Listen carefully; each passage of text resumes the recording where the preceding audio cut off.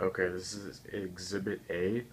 Um, just to portray and document the events last night that happened during the attempt of getting police activity in regards to an entrapment um, by my own mother and her, I guess, ex-boyfriend that's a local police officer. So it doesn't get any more corrupt than that. But anyway, car's parked right there. I parked it.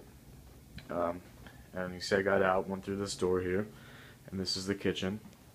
And I walked through to see where my mother went because she walked inside ahead of me.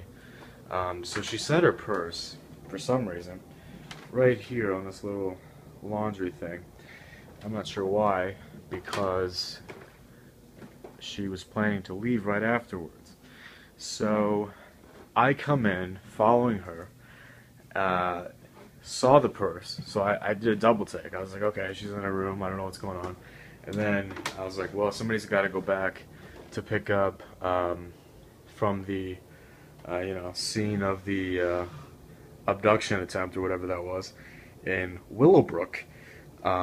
So somebody had to go pick up, I guess, my brother, his Indian girlfriend, and my, well, no, just them two actually, because my sister, I guess the Islamic State told her that she couldn't come over last night or something, or she didn't feel good. Sorry, that's what it was. Anyway, so here we go. The purse is right there. I was out of gas, so I proceeded to take the card out of the purse. So to get the gas, just like this, and walk towards the car.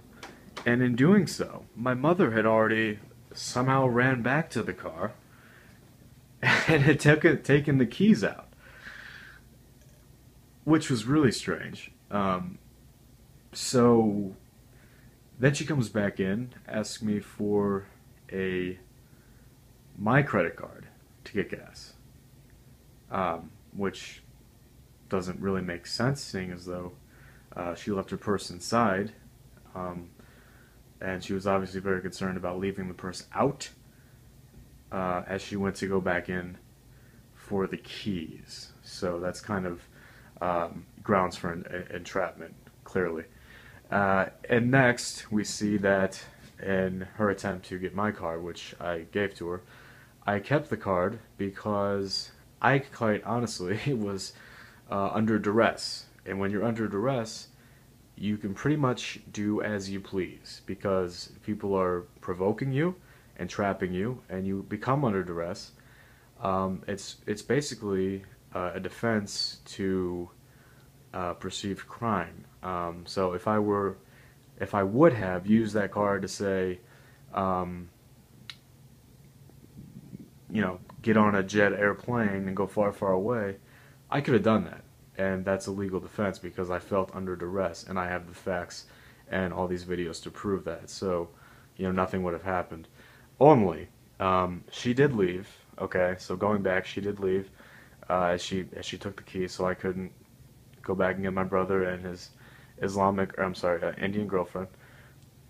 And then, so she goes back to get them with my card. I still have her card, but I didn't use it, okay? And within a matter of minutes, as I'm standing right here, sorry, I didn't mean to cover the phone for a second. Okay, so she decided to walk out in a towel right as I was filming this, which is another kind of debacle. Okay, so I was standing right here, and through that very window right here, I see a spotlight, like from a police SUV.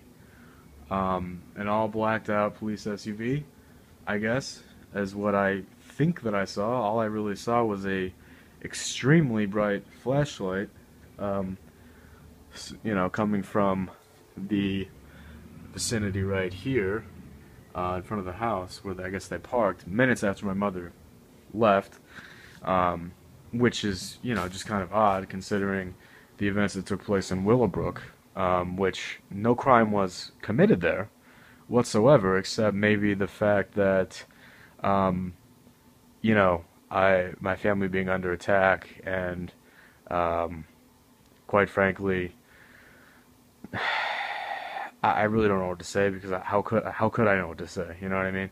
There's just a lot of red flags associated with the driving situation, and these birthday plans, and not being in the place where you say you are, and then I see you on 31st Street, which is nowhere near Lincoln Park. I mean, I could go on. I already documented these in other videos.